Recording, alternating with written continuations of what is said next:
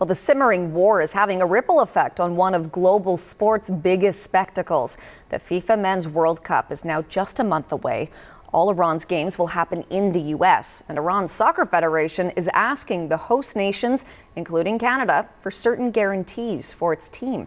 The CBC's Marianne Demain joins me now in studio with more on this. Okay, so Marianne, what are they asking for? They have a list of 10 conditions, and these are 10 conditions for the host countries. Of course, that includes Canada, as well as Mexico and the United States, where the Iranian soccer team has all of their games once the World Cup begins on June 15th. So going through some of those conditions that they've laid out, because they say, yes, we are taking part in the World Cup once it all begins in just a matter of weeks. They want guaranteed visas as well as safe and smooth access into the country, particularly, of course, the United States, where they'll be playing. They also want to ensure that their national anthem is played in its entirety, not disrupted, and for the Iranian flag to be hanging in all of the venues. They're also asking for heightened security for the team. You see some of the conditions they're listed on the side of your screen.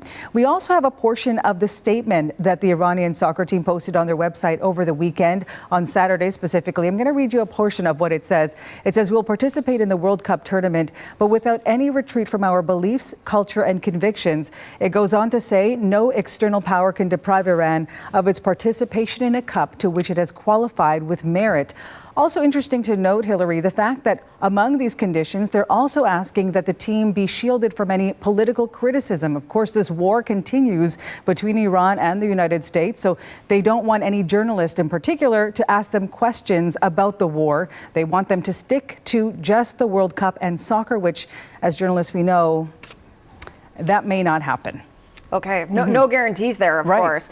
So we certainly have seen some of these officials have some issues over recent weeks when they're trying to come into Canada. So talk to us a little bit about that. What could we see on that front?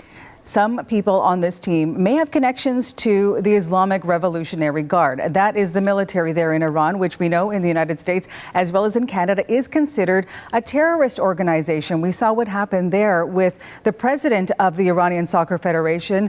He tried to enter Canada last month to attend the FIFA Congress. He and his delegation were not allowed in. They were turned away because the president is a former commander with the IRGC. So we know that the United States, which is hosting these games specifically for the Iranian soccer team, has said that, yes, Iranian players are welcome, but if there is a connection to the IRGC, there may be issues. And this is what the U.S. Secretary of State Marco Rubio said at the White House on April 23rd.